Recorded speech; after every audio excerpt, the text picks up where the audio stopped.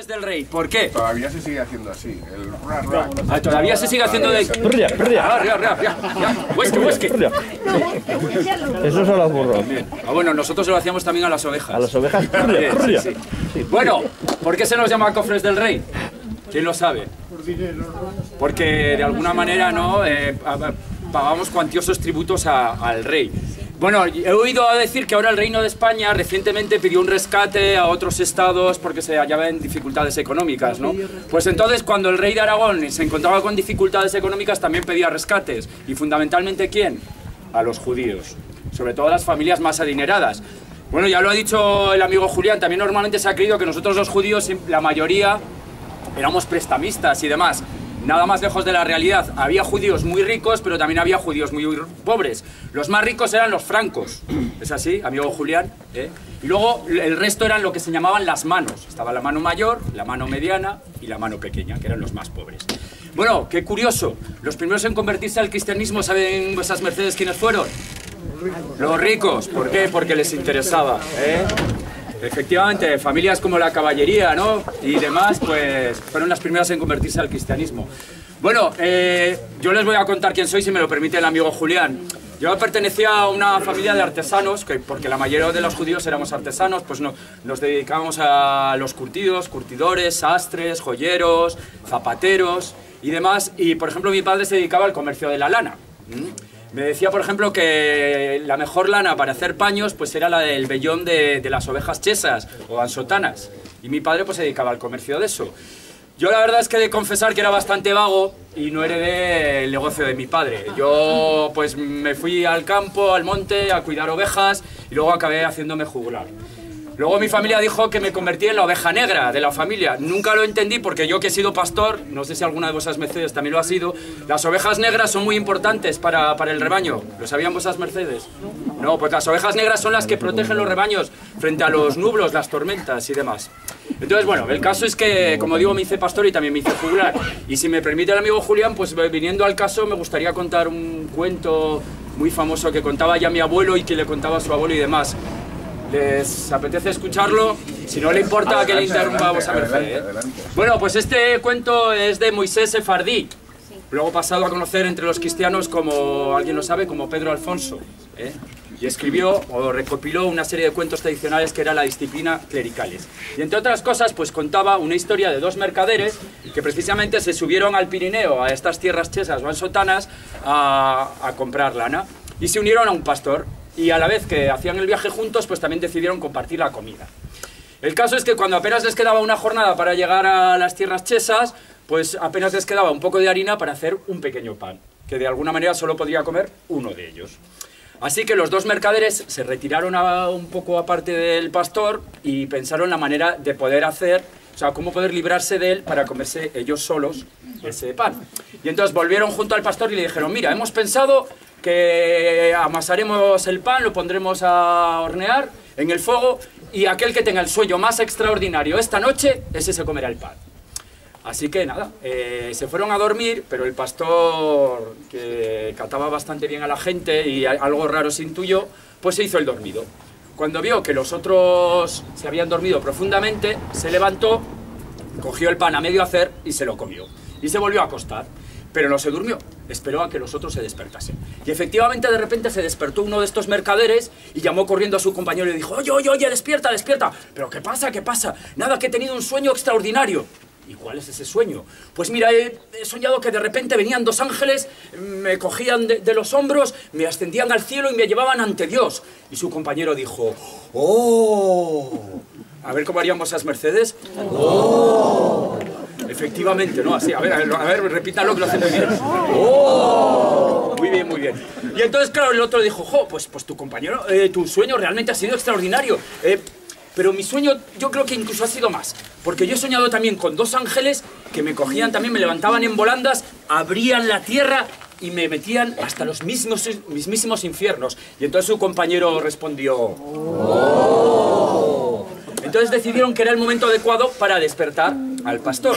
Pero he aquí que el pastor no estaba dormido, sino que había escuchado lo que estos hombres comentaban. Así que se hizo pasar como que estaba profundamente dormido, y ahí, pues bueno, el hombre haciendo como que roncaba, y los mercaderes, venga, despierta, despierta, despierta, tú, despierta.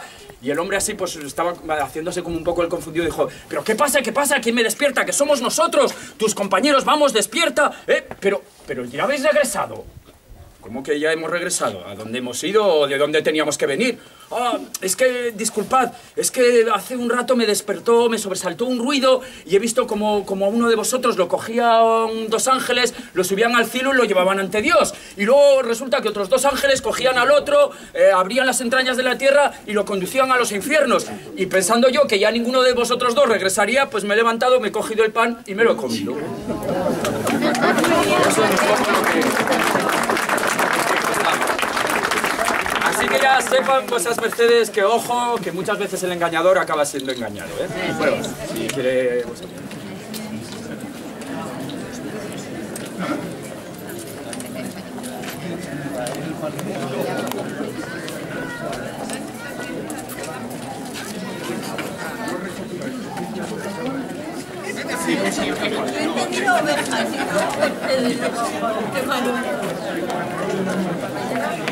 Hasta el mediodía trabajando.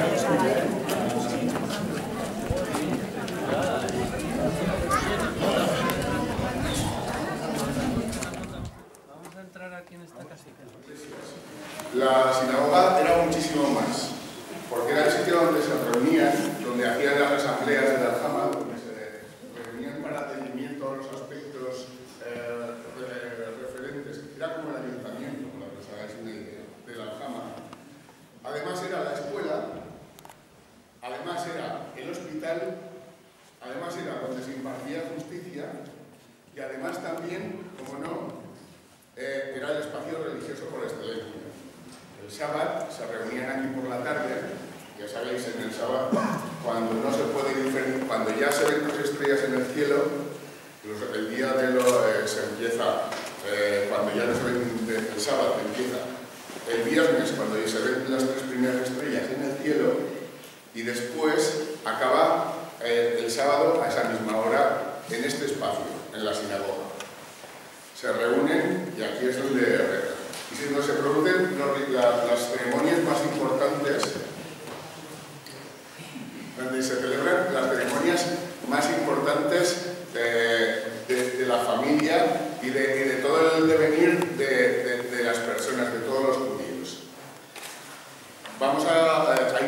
Hay una serie de momentos muy importantes para un judío.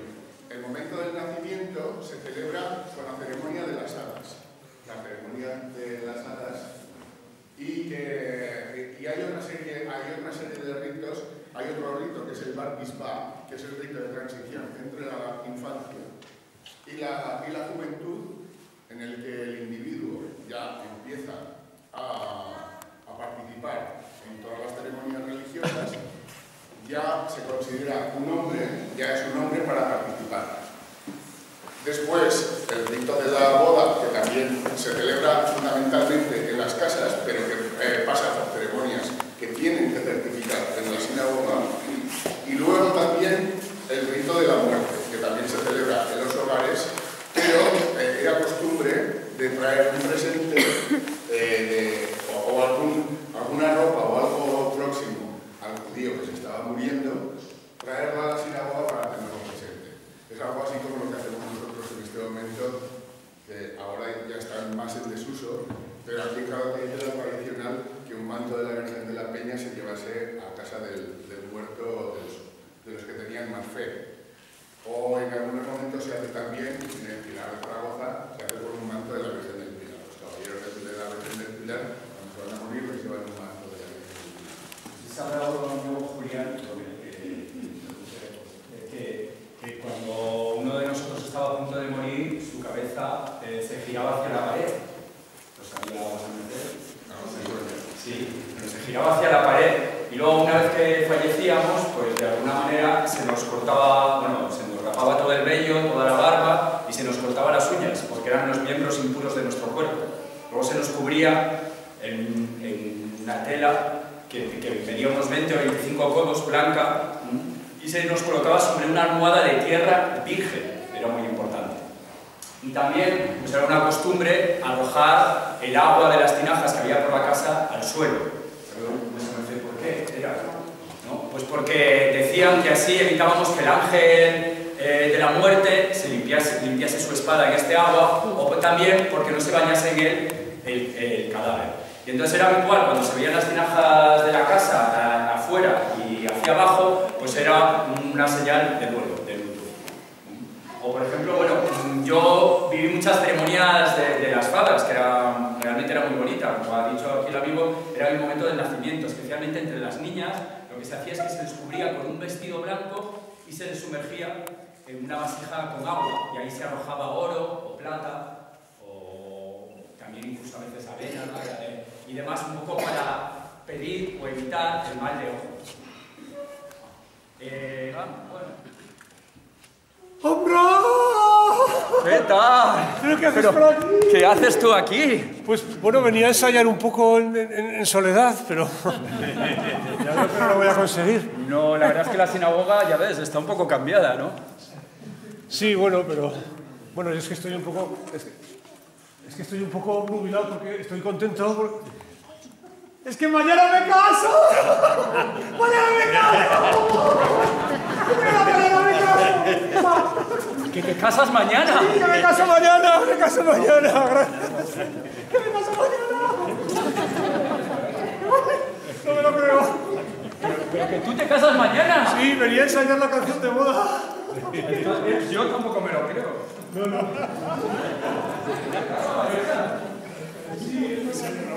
Hace ya 30... Hace ya 30 años que tuvo lugar la ceremonia del Erusin, el aparramiento, ¿la conoces? El Erusin es la ceremonia en la cual mis padres me prometieron a mí, a Neftalí, que pasados unos años me casaría con Judith, la más hermosa, la más dulce, la más joven de las judías. Bueno, la más joven en aquella época, las judías de aquí de Calatayud. Y mañana por fin me caso. He esperado 30 años. Yo le decía a mi madre, mamá, ya no podríamos ir. Hijo mío, pero si no tienes más que 21 añicos, venga, espera, ¿dónde vas a estar mejor que con tu mami? Vale, mamá. Y esperaba. Y pasaba el tiempo, mamá, que tengo ya 31 años. Ay, hijo mío, ¿dónde vas a ir tú solito? Hijo mío, ¿qué vas a hacer? ¿Qué vas a hacer? Espera un poco, hijo. Vale. Mamá, que tengo 47 años. Ay, hijo mío, qué impaciente. Y por fin, no me lo creo.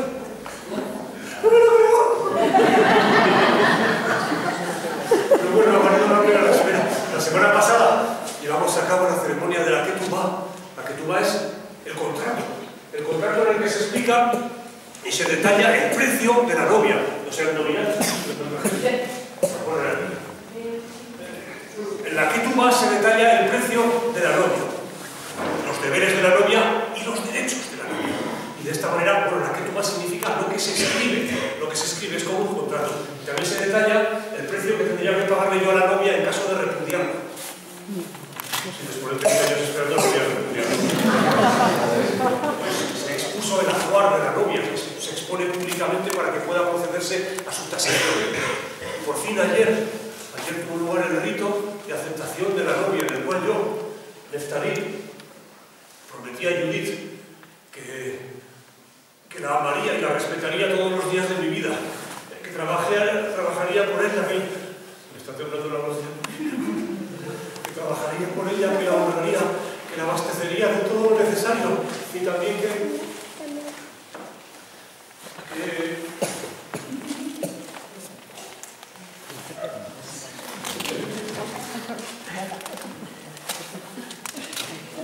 entraría en ella según el uso de toda la tierra. Entraría en ella y le daría hijos sanos y los educaría en la ley de Yahvé, en el temor. Después de 30 años voy a poder cumplir todo esto, incluso lo de entrar en ella. Bueno, ya está. Después vivimos en la copa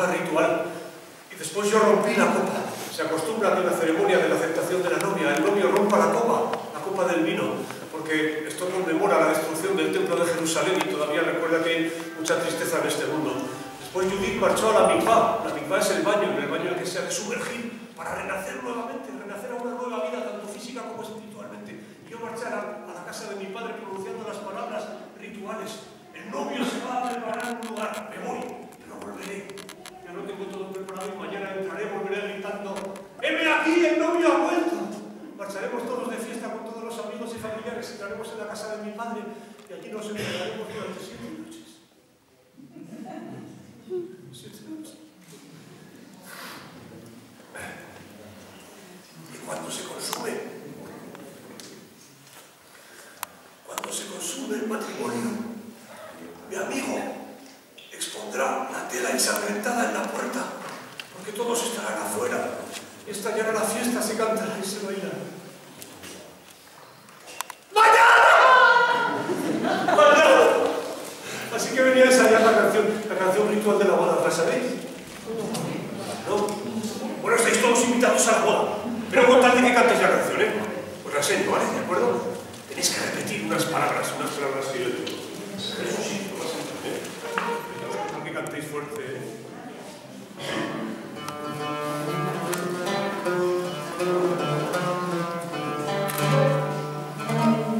Por una silla, ¿no?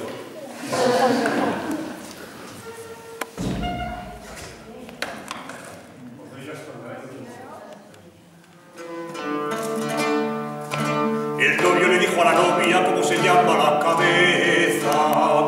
Esto no se llama cabeza, sino campos espaciosos. Ay, mis campos espaciosos. Y eso es lo que tenéis que repetir, ¿de acuerdo? Bueno, eso es otra cosa que os digo, ¿no? El novio le dijo a la novia cómo se llama la cabeza. Esto no se llama cabeza, sino campos espaciosos. Ay, mis campos espaciosos. Pase la novia y goce al novio. Eso es lo que hay que repetir también.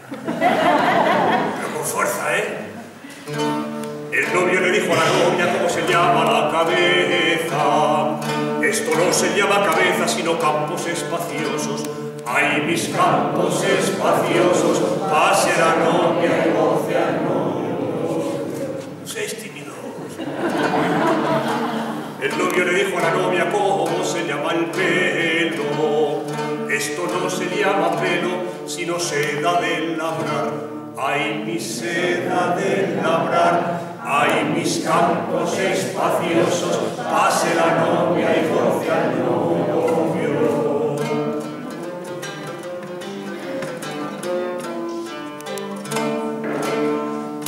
El novio se le dijo a la novia cómo se llama la frente. Esto no se llama frente, sino espada reluciente. Ay, mi espada reluciente. Ay, mi seda de labrar. Ay, mis campos espaciosos. Pase la novia y goce al novio. El novio le dijo a la novia cómo se llaman las cejas. Esto no se llaman cejas, sino cintas del telar. Ay, mis cintas del telar. Ay, mi espada reluciente. Ay, mi seda de labrar. Ay, mis campos espaciosos. Pase la novia y goce al novio.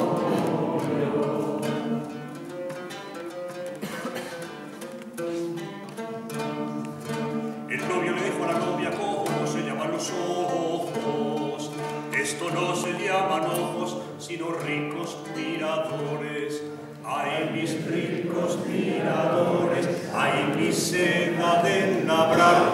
Ay, mi espada reluciente. Ay, mi seda de labrar. Ay, mis campos espaciosos. Pase la novia y goce al novio.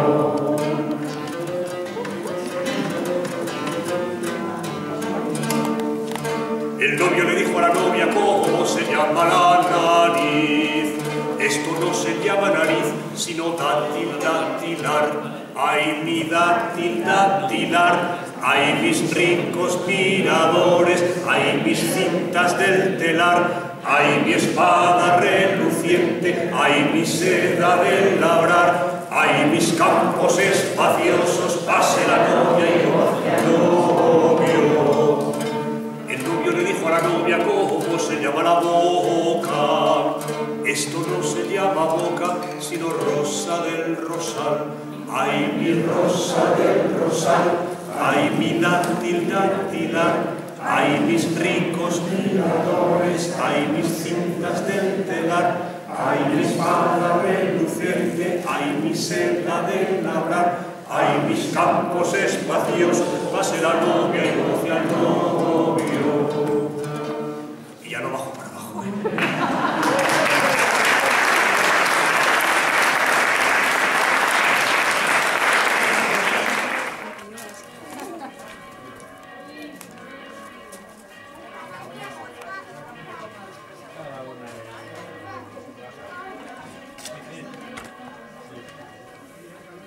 Estábamos y os estaba comentando que este muro es el más antiguo. ¿Y por qué se sabe que es el más antiguo y qué se sabe que es de época musulmana?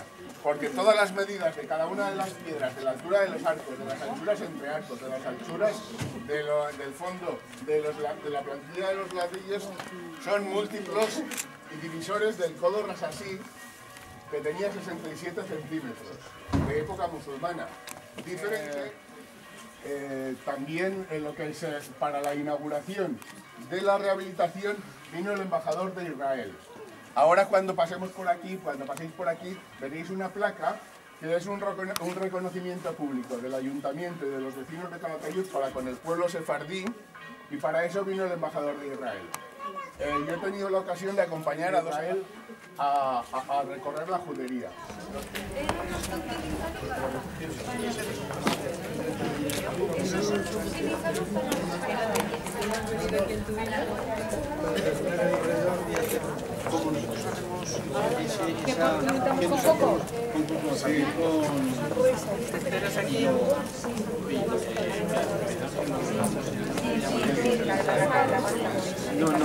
Vamos por aquí, por favor.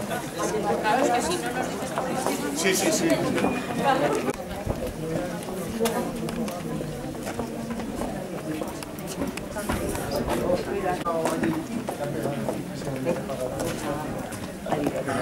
El espacio central de la judería. Esta es la plaza mayor de la judería. En torno a los 4 metros de las avenidas principales. Llegando con un látigo.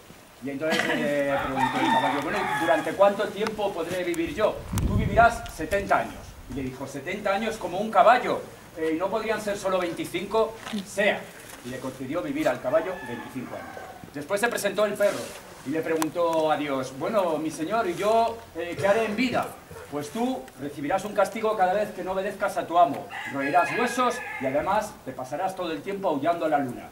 ¿Y cuánto he de vivir, mi señor? Tú vivirás 70 años. Pero mi señor, llevando una vida de perro durante 70 años y no podría vivir solo 15. Sea, vivirás 15 años. Y entonces de repente apareció por ahí un músico y le preguntó a Dios, ¿y yo, mi señor, qué haré? Tú alegrarás las bodas, las bar mitzvah, como muy bien ha dicho el amigo, cantarás en las sinagogas y tu cántico... ¡Los pecadores! ¡Arrepentíos de vuestros pecados y de vuestras faltas! ¡Arrepentíos, pecadores! ¡Arrepentíos de vuestros pecados! Seguid el ejemplo del padre Vicente Ferrer y de su vida mendicante, predicando el perdón, el arrepentimiento y la conversión de los judíos al cristianismo. ¡Arrepentíos! ¡Arrepentíos! ¡Entregaos a la pobreza! ¡Recortad vuestros lujos y vuestros privilegios! ¡Recortad vuestros ingresos y vuestras necesidades! ¡Recortadlo todo! ¡Recortes, hermanos! ¡Recortes! ¡Recortes! ¡Y hacedlo de buen grado! Pues de lo contrario, cuando los recortes se os impongan desde el cielo, entonces será el llorar y el crujir de dientes. ¡Arrepentíos! Seguid el ejemplo del padre Vicente Ferrer. Vicente Ferrer recibió la llamada del Papa Luna, Benedicto XIII, del que había sido confesor, y quien quería que permaneciese a su lado como cardenal, como secretario, como arzobispo, como lo que quisiera. Pero el padre Vicente renunció a ello, conocedor de la miseria, de la corrupción y de la podredumbre que se encierra en todas las sedes del poder, incluida la sede papal, y prefirió mendigar por los caminos, siempre a pie, recorrer el mundo de aldea en aldea predicando el arrepentimiento, el perdón de los pecados y la conversión de los judíos al cristianismo. ¡Ah, judíos! ¡Judíos, raza maldita! ¡Judíos! ¿No habrá judíos entre vosotros?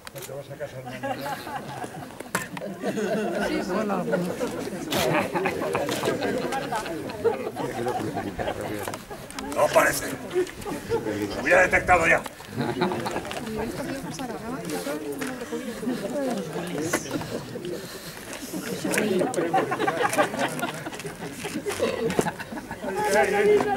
No parece. ¡Ah, judíos! ¡Judíos! Ellos son los culpables de muchos crímenes. Han provocado la peste negra y otros muchos crímenes. También el Papa Luna predica la conversión de los judíos al cristianismo. Él lo hace con la teología, con los razonamientos, con los argumentos. Ha celebrado una controversia en Tortosa en la que debaten teólogos cristianos junto con rabinos judíos y allí se pasan los meses y los meses debatiendo y discutiendo. El padre Vicente es más directo, más contundente. Su lema es bautismo o muerte. Y el judío elige libremente. Así que a su paso, riadas y riadas de judíos se convierten al cristianismo y pronto ocurrirá también en Calatayud, porque el padre Vicente ya pisa estas calles. Pronto milagros y milagros acaecerán por estas calles entre vuestros vecinos. Pues el padre Vicente acarrea milagros tanto como conversiones. Fijaos que en la última diócesis que visitó, el señor obispo le prohibió que hiciera más milagros debido a los tumultos que se formaban y a las gentes que se arremolinaban en torno a él. Y después de esta prohibición, el padre Vicente observó cómo un albañil caía desde el tejado en el que trabajaba al suelo y le dijo: de momento detente en el aire. Y hasta que el señor obispo no le dio permiso, no pudo completar el milagro y dejarlo en el suelo. Todo esto acaecerá pronto en Calatayud ante la mirada del padre Vicente Ferrer. Y si hubiera judíos entre vosotros, que no creo, que los hubiera olido ya.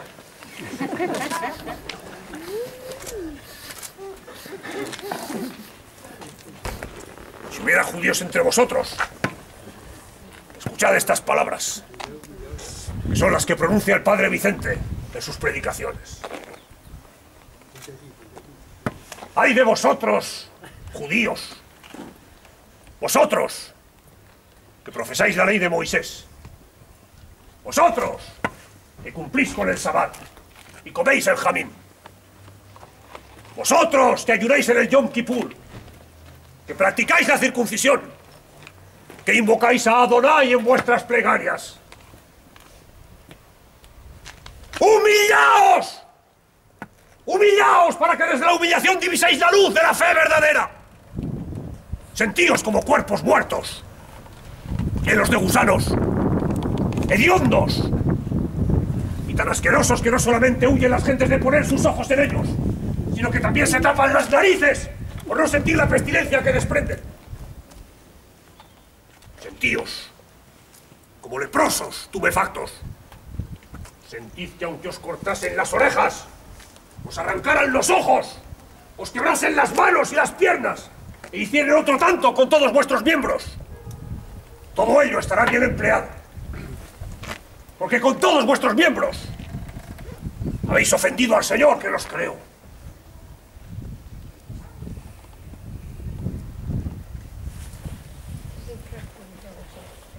¡Arrepentíos! ¡Arrepentíos si no queréis propiciar la llegada del anticristo a esta tierra! A no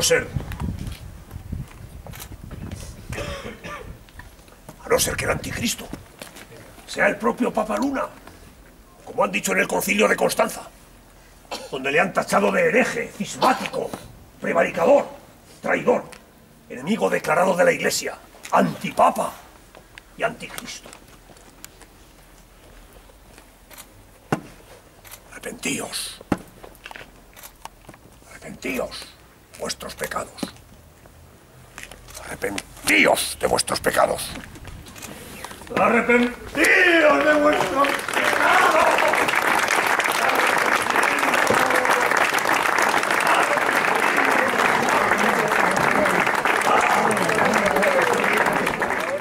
Solamente esta era la carrera mayor de la judería, esta era la avenida principal. Aquí había también edificios, en esta parte estaba todo esto espacio. ¿Por qué? Porque buscaban la proximidad de sus compañeros, ya no de religión, pero sí de cultura. Y en aquella parte, en aquella casa que vemos que destaca sobre todo, allí, en el siglo XX, la del alero que hace una onda extra, la que sobresale, allá abajo, en la parte de abajo, están las escalerillas de la Virgen de la Peña. En esa parte, a donde acaba esa casa exactamente, es donde acababa, había una de las puertas de la judería. Allí era uno de los cierres de la judería. Debajo de ese espacio es donde aparecieron las lápidas musulmanas, con lo cual se interpreta que allí estuvo en su momento el cementerio. Y la puerta, que se llamaba del Matador. La puerta del Matador, ¿por qué se llamaba la puerta del Matador? Alfonso, la guerra de los Pedros, que recordamos que fue entre 1356 y 1369, Pedro de Castilla ataca Calatayud desde aquella parte, desde la carretera de Terrer, en la puerta que estaba establecida ahí y que desaparece.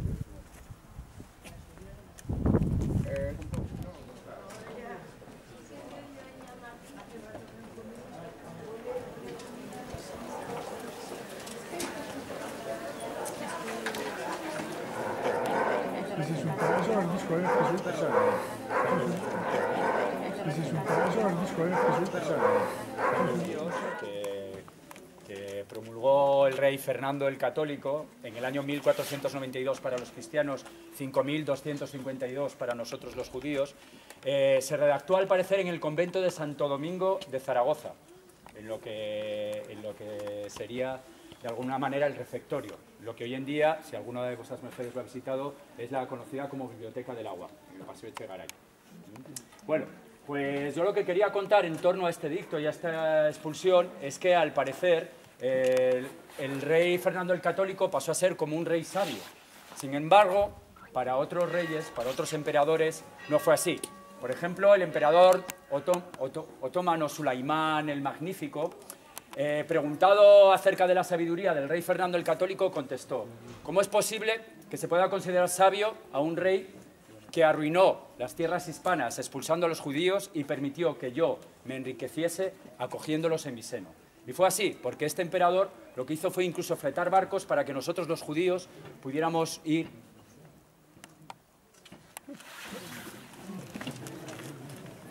Albricias, señores, albricias. Albricias, señores, por fin el reino de Aragón se ve libre de la purulenta infección que suponía la presencia de judíos por sus calles. Hace unos pocos meses que los seguidores de la ley de Moisés han partido ya, impelidos por el decreto que su majestad católica Fernando I tuvo a bien decretar. Ha sido tal el gozo que este decreto nos ha producido algunos nobles, piadosos, devotos cristianos que hasta nos lo hemos aprendido de memoria para recitarlo por las noches como si fuera una oración. Escuchad, escuchad, si me permitís, amigo.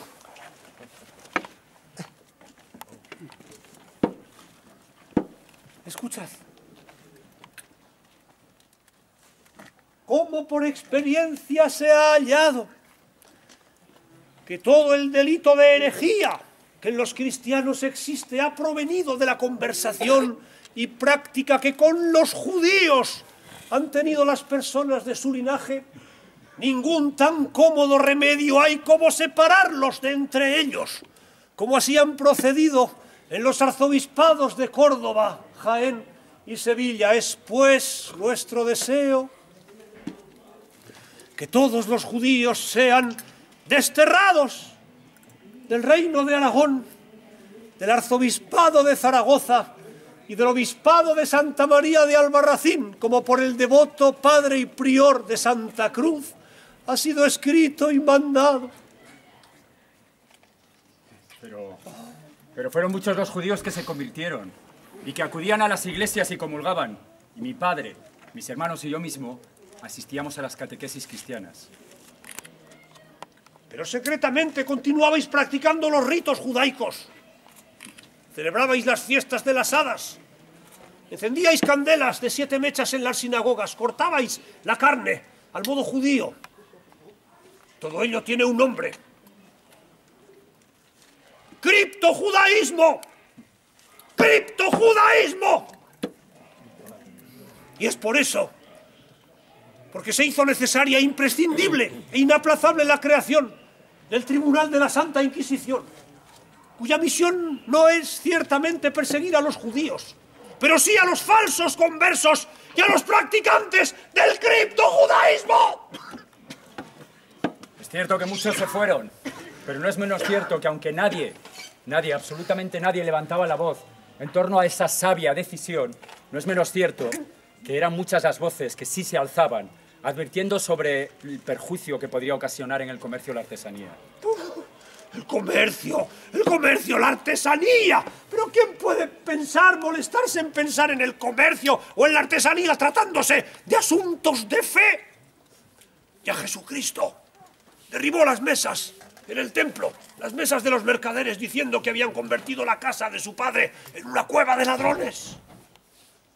Pero señores, dejemos eso. Los judíos en esta tierra ya son un asunto del pasado. Sí, un asunto del pasado. Ahora solo queda rezar y encomendarse en nuestras oraciones al Rey Católico para que tenga a bien decretar también cuanto antes la expulsión de los mudéjares, los musulmanes que continúan viviendo en territorio cristiano. Y en ese momento, finalmente España, después de 8 siglos de impura convivencia, volverá a retornar en los misterios de la fe, en la unidad de la fe, en la santidad de la fe. Señores, hay momentos en las vidas de nuestros gobernantes que les hace pasar a los libros de historia. Momentos como este. Hay gobernantes a los que no les tiembla el pulso, aunque sus decisiones puedan crear dolor, pero han de hacerlo. Así que Su Majestad Fernando I pasará a los libros de historia como el rey que expulsó a los judíos de esta tierra. Encomendaos en vuestras oraciones a este santo rey y quedad con Dios, señores.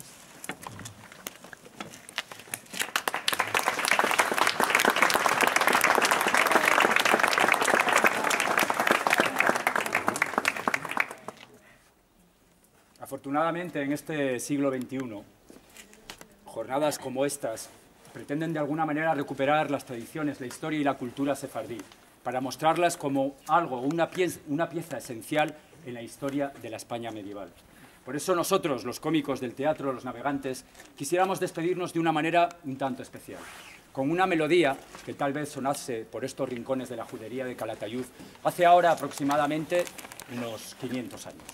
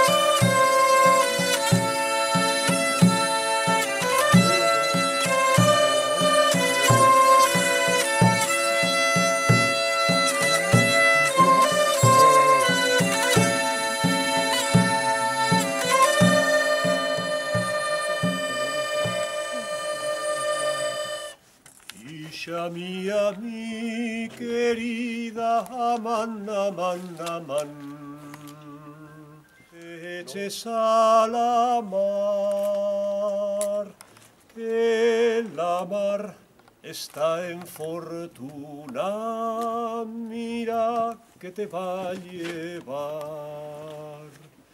que la mar está en fortuna, mira que te va a llevar.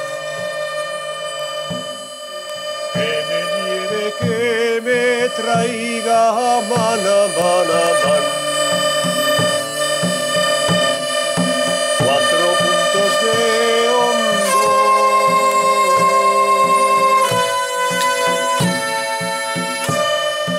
Que me engluta peche preto para salvar del amor.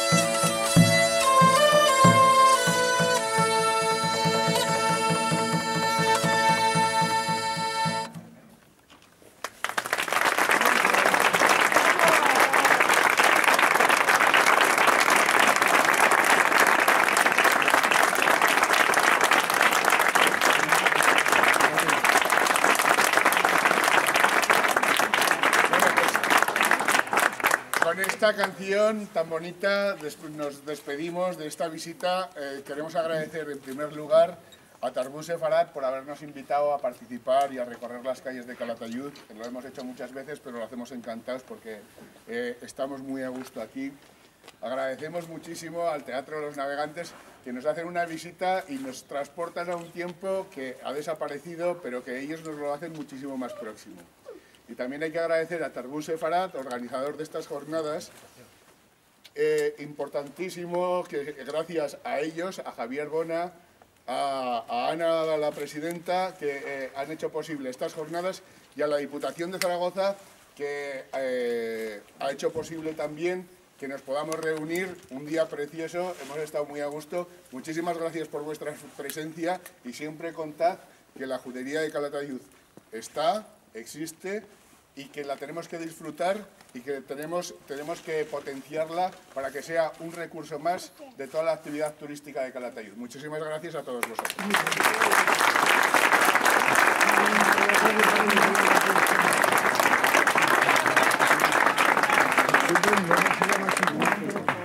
Bueno, pues ahora sí queréis.